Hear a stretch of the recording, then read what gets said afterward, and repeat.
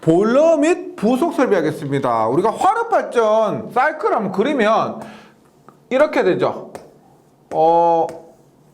이렇게 급수 설비부터 시작합니다. 그 다음에 보일러, 여기에 과열기가 있고요. 이렇게 터빈과 발전기, 그 다음에 여기에 복수기가 있습니다. 그래서 요게 보일러죠.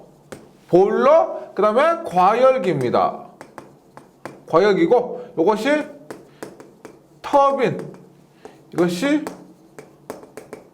복수기고, 급수 펌프인데, 그래서 이번 시간에 해야 될 게 뭐냐면, 일단 보일러, 그 다음 과열기 이 부분, 그 다음에 터빈, 그 다음에 복수기 및 급수 펌프 부분을 자세하게 공부를 해보도록 합니다.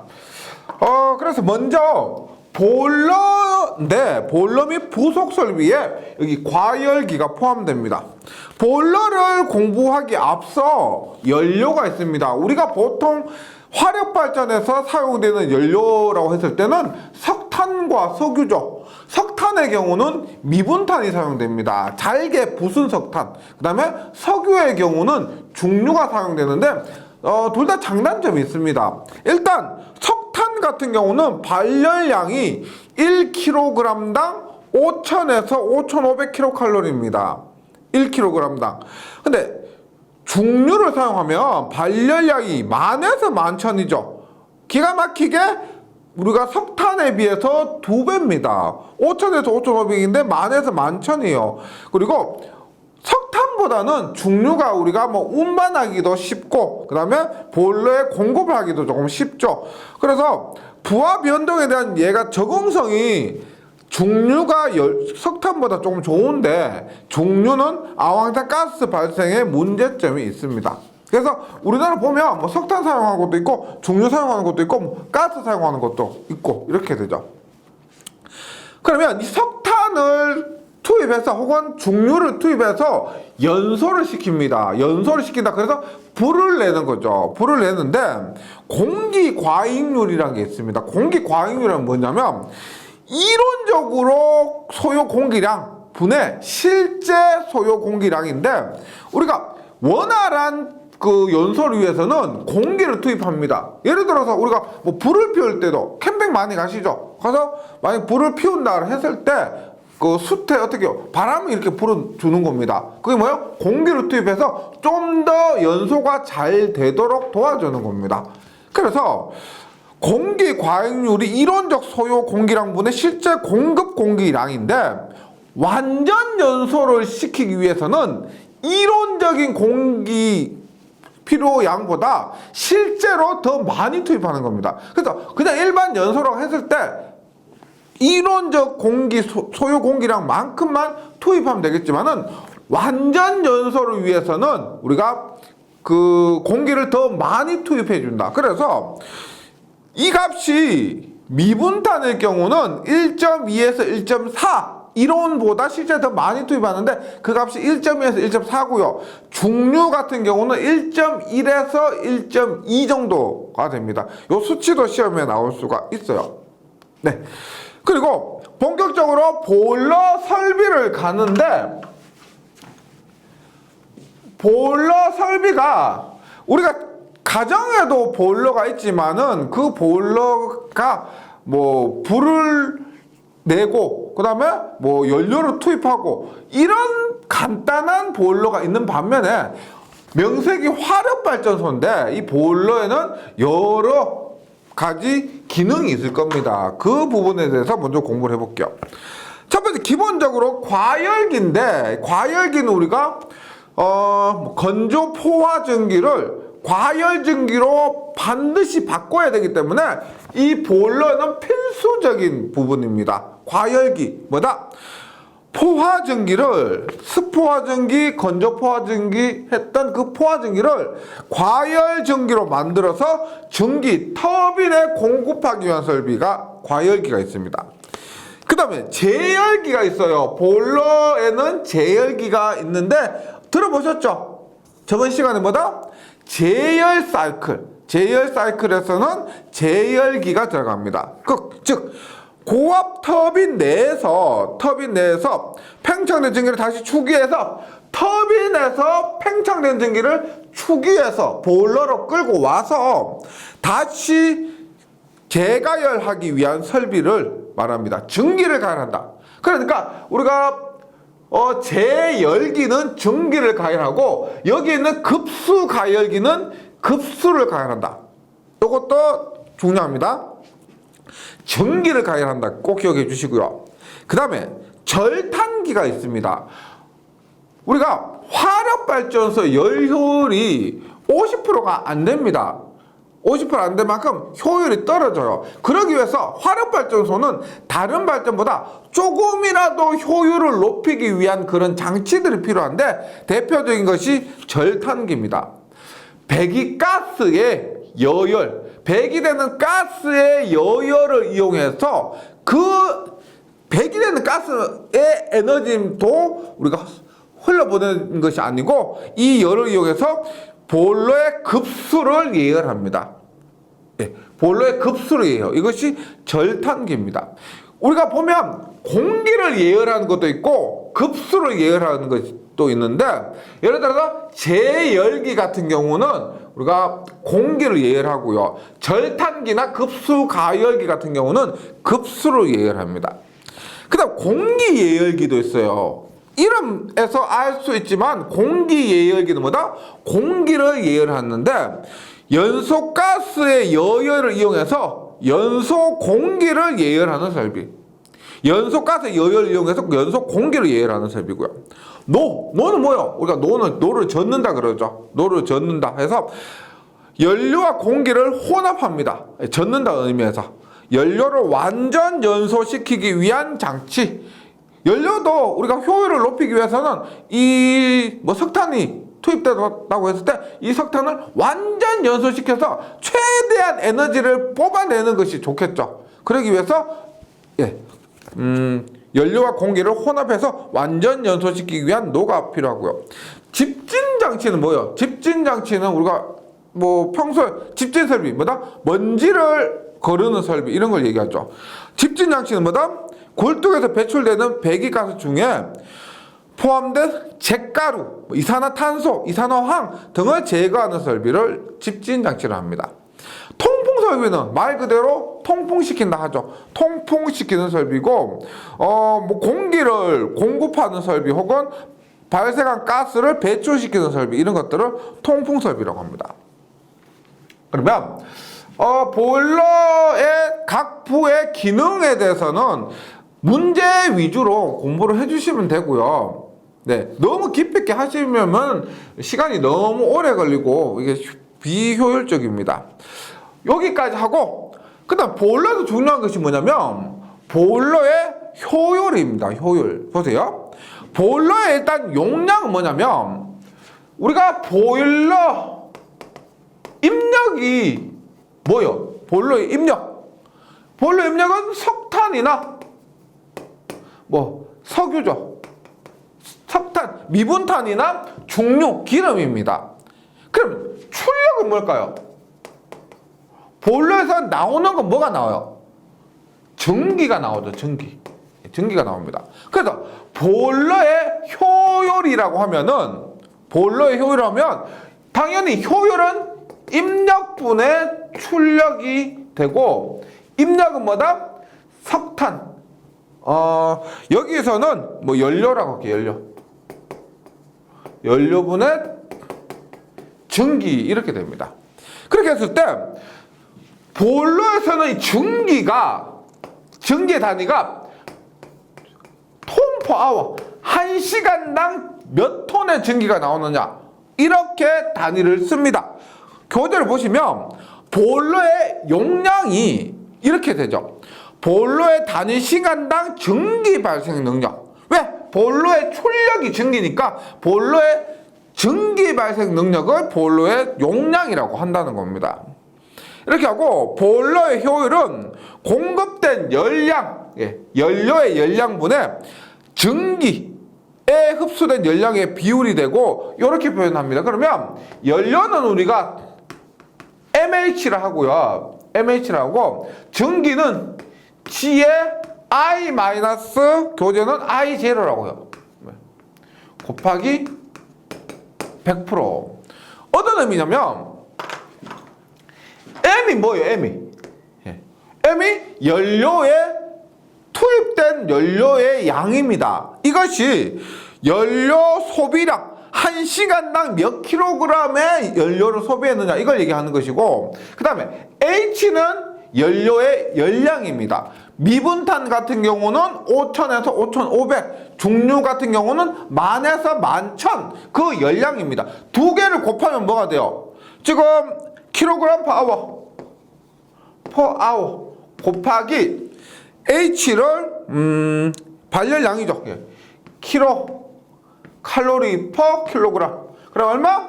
약분되니까 1시간당 열량이 됩니다. 킬로 칼로리 파워. 그래서 1시간당 투입한 열량이고, 그 다음에 G는 뭐냐면 여기 있지만 발생 전기량입니다. 발생 전기량인데 I-I0 보세요. 처음에 급수로 들어온 I가 있을 겁니다. I0가 있을 거예요. 급수에서 보일러로 들어온 I0.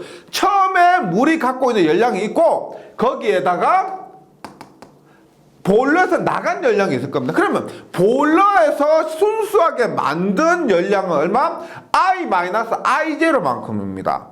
그리고 거기에다가 G, 발생 전기량 즉 킬로그램 per hour를 곱하면은 이것이 약분돼서 없어져요. 네, 그래서 요거 보일러의 효율 MH분의 G의 I-I0.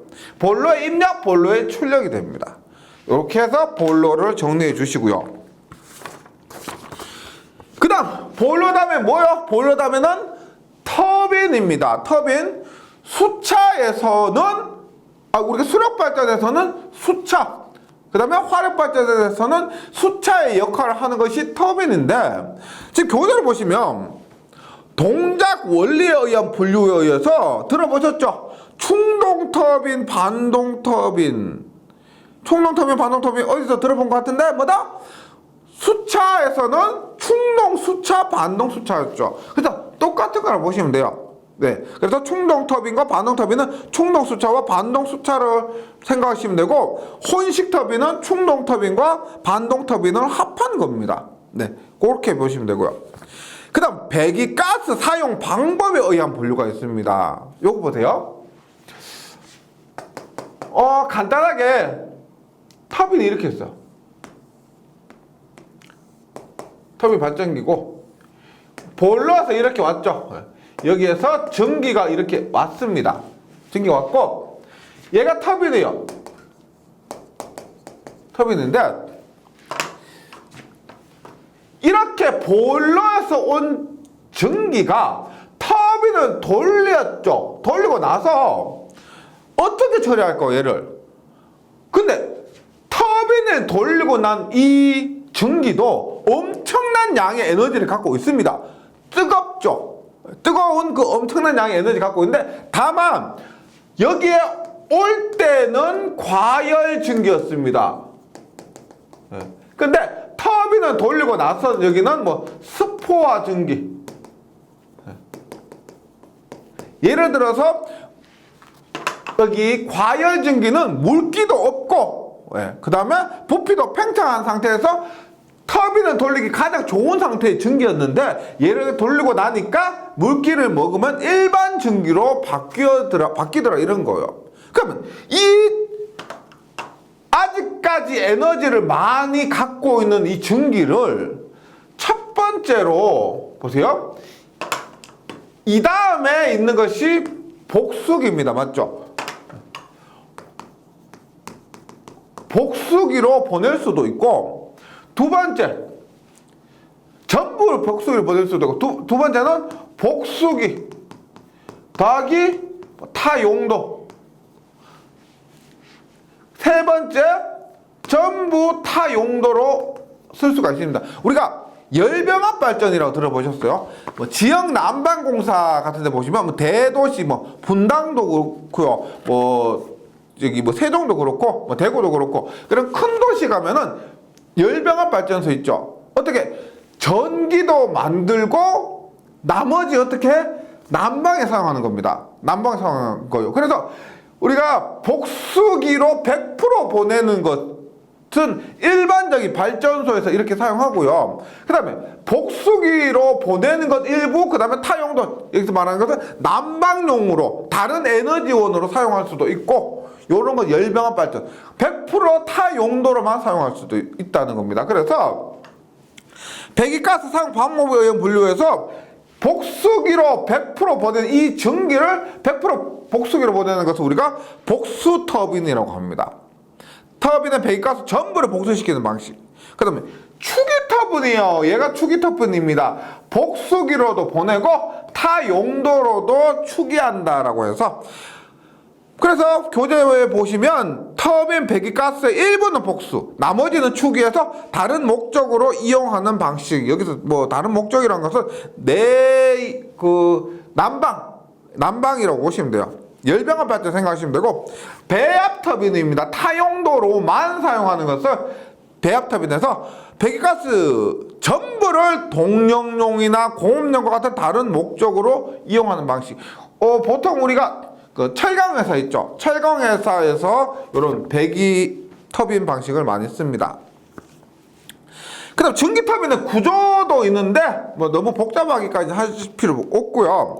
차실 실린더, 실린더 말 그대로 터빈 안내 날개 등을 수용하기 위한 설비입니다. 요 터빈의 본체라고 보시면 되고요.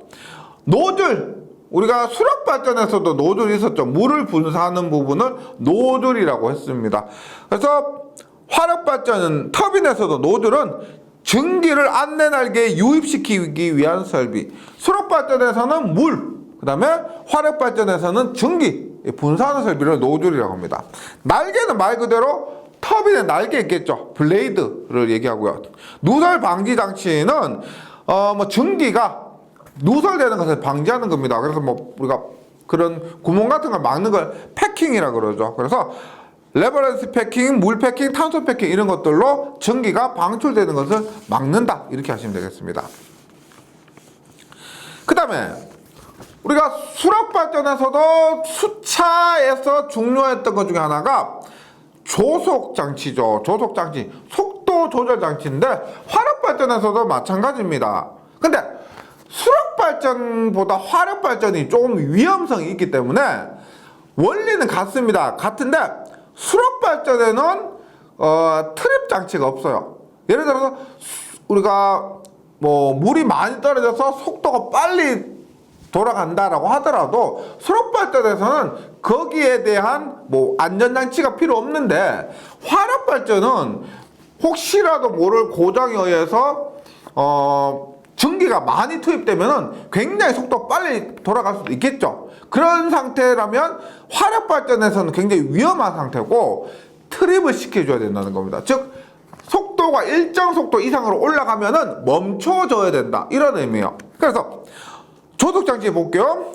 회전체의 원심력을 이용해서, 원심력 이런 것은 뭐 플라이휠 효과 이런 거를 말하고요.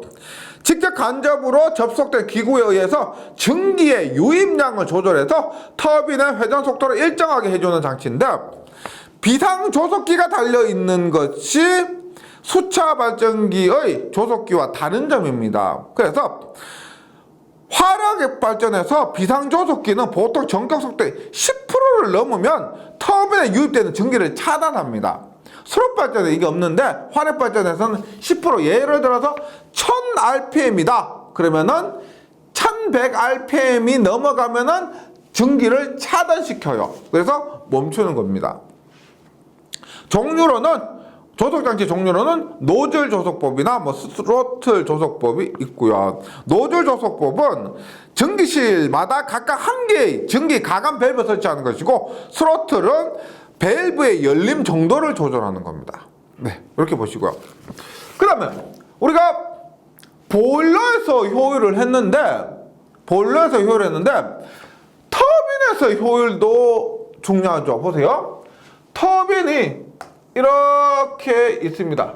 이게 터빈이에요. 발전기고 이 다음에 복수기가 있습니다. 그래 보세요. 일단 여기에 들어가는 우리가 엔탈피를 여기 들어가는 엔탈피를 I라고 할게요. 네, 터빈 입구에서 엔탈피를 I. 그 다음에 터빈 출구 즉 복수기로 들어가는 엔탈피를 I0라고 합니다.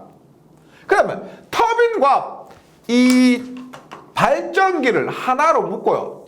하나로 묶어. 그래서 여기에서 발생되는 여기에서 출력은 뭘까요? 출력은 전력 혹은 전력량이겠죠. 전력이나 전력량이 출력됩니다. 입력은 뭐예요? 입력은 들어가는 증기의 엔탈피, 증기의 열량입니다. 그래서 터빈과 발전기를 하나로 묶었을 때 터빈,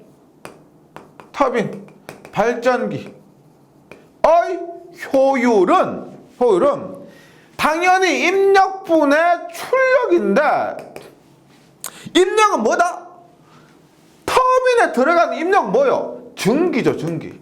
증기고 출력은 뭐가 나와요? 전기가 나옵니다. 전기. 그럼 전기는 우리가 발전기에서도 했죠. 발전기에서 했지만 G의 I-I0고요. 전기는 860P, 860P 이렇게 됩니다.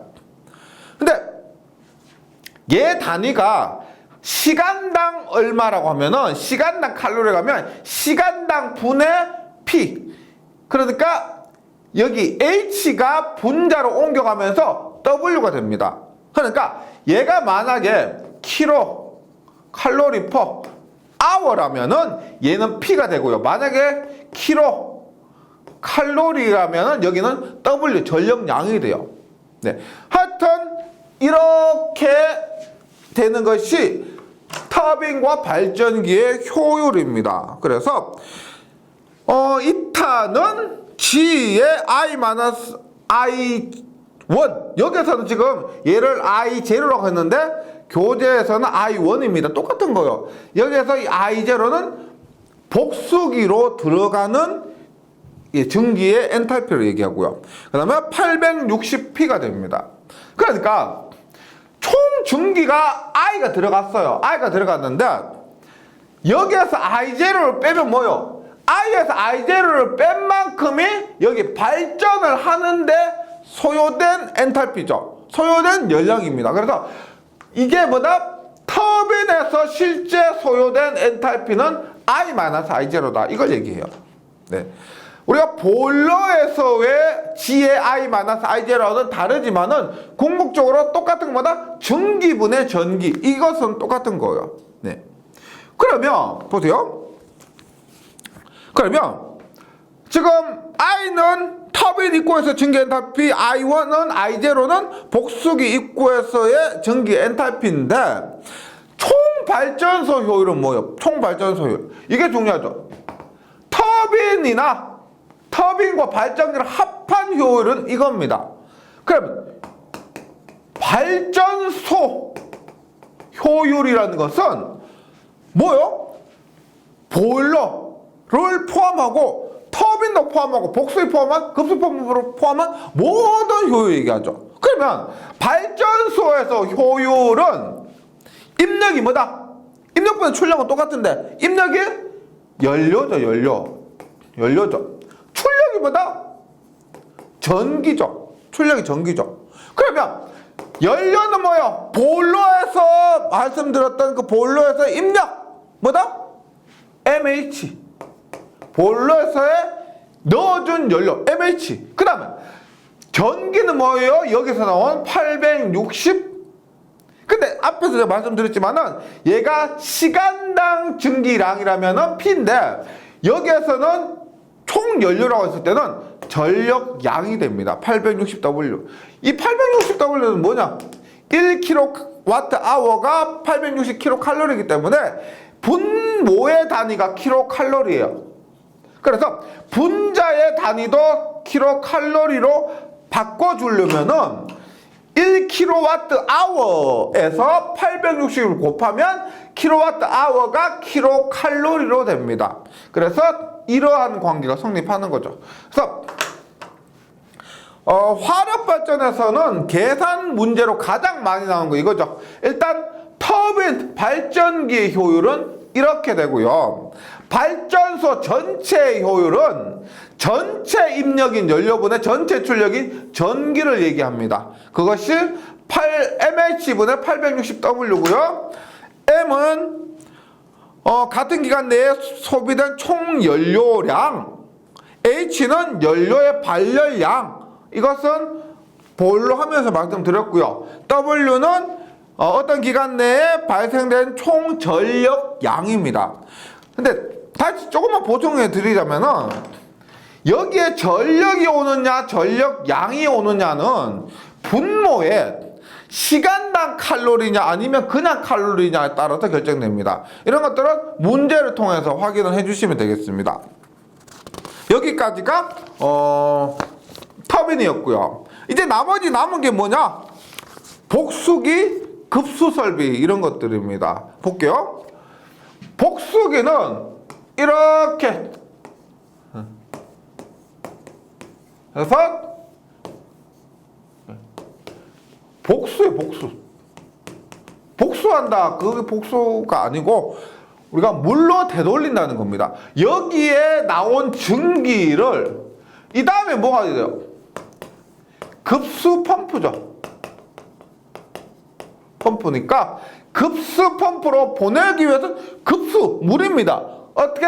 증기를 복수 물로 바꿔서 급수 펌프로 공급하는데 이게 증기를 공기로 날려버리는 것이 아니라 그래도 물로 바꿔서 뜨거운 물을 공급하는 거죠.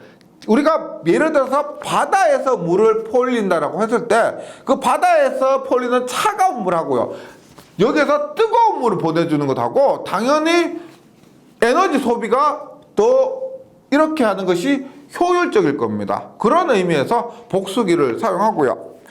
교재로 와서 복수기는 터빈에서 배기되는 증기를 용기 내로 끌어들어 물로 냉각하면, 여기는 당연히 복수기에는 이 온도를 낮추기 위한 물이 필요하겠죠. 예.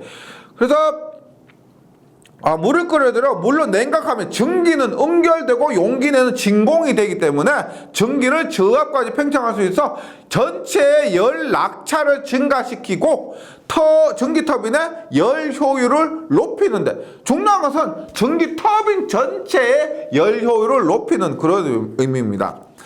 혼합 복수기는 터빈에서 배출되는 배기가스를 냉각수에 직접 접촉시켜서 복수시키는 거고요. 표면 복수기는 표면에 예를 들어 그 물이 냉각수가 지나가는 관이 있습니다. 그 관에 전기를 접촉시키면은 차가운데 전기가 만나다 보니까 그 전기가 물로 될 수가 있다는 거죠. 그리고 이 표면 복수기가 우리가 사용하는 대부분의 복수기예요. 그래서 복수 방식이라 하면은 특별한 일이 아니면은 표면 복수기를 사용한다고 보시면 되겠습니다. 냉각수를 넣은 수관에 터빈에서 배출되는 배기가스를 직각으로 접촉시켜 복수시키는 방식이고, 그런데 복수기 얘가 우리가 보일러에서 엄청난 연료를 소모해서 만든 증기를 물로 바꾸기 때문에 전체 에너지 손실이 가장 큰 부분이 이 복수기입니다. 상식적으로 전기를 물로 만든다라고 하면은 복수기에서 얼마만큼의 에너지를 소비하는지 아시겠죠? 네. 그래서 복수기에서의 방열 손실이 50에서 55%입니다. 전체에서 손실이 50에서 55%, 전체의 절반 이상은 이 복수기에서 방열 손실이 발생한다는 거죠. 그 다음에 복수기에는 세 가지의 펌프가 있습니다. 주로 세 가지 펌프가 있는데, 일단 축익 펌프. 축이라는 것은 전기를 추출하는 펌프예요. 우리가 여기에서 진공 상태로 동작하는 게 좋습니다. 진공 상태가 좋은데, 그럼 진공 상태가 되려면은 이 안에 있는 그 기체를 뽑아내야 되겠죠. 그런 것을 추기 펌프라고 합니다. 그래서 고진공 유기질을 위해서 기내에 유입하는 공기를 추출하기 위한 펌프, 복수기 내에 유입하는 공기를 추출하기 위한 펌프를 추기 펌프라고 합니다. 그 다음에 우리가 복수기에는 복수를 시키기 위해서 냉각수를 이렇게 순환시켜줘야 돼요. 냉각수를 순환시켜주려면은 그 냉각수를 순환시키는 펌프가 있겠죠. 그것을 우리가 순환 펌프라고 합니다. 복수기에 냉각수를 보내기 위한 펌프. 그 다음에 복수 펌프는 뭐냐면, 복수가 됐어요. 복수가 된 것을 급수 펌프로 이렇게 보내야 되겠죠. 복수된 것을 이렇게 끄집어내주는 펌프를 복수 펌프로 합니다. 복수를 복수기 내로부터 받아내기 위한 펌프를 복수 펌프라고 합니다. 그래서 추기 펌프, 순환 펌프, 복수 펌프 모두 잘 나와요. 그 다음으로 복수기 다음으로 여기에 급수 펌프가 있죠. 그 다음에 여기에 재생 사이클에서 급수 가열기가 있습니다. 이 부분 볼게요. 이 부분. 그럼 보면 급수 펌프는 이 다음에 뭐가 있어요? 원점으로 돌아오죠. 보일러가 있습니다. 보일러에 용수를 공급하기 위한 설비를 급수 펌프라 하고요. 급수 가열기는 재생 사이클 생각하시면 됩니다. 전기 터빈의 도중에서 전기를 추출해서 전기의 여열을 이용해서 급수를 가열해서 보일러로 보내면은 우리가 차가운 물보다 뜨거운 물이 보일러에 도착하면은 에너지, 열 효율이 더 좋다는 것을 이용한 겁니다. 그것이 급수 가열기고 재생 사이클 생각하시면 되겠습니다. 그 다음에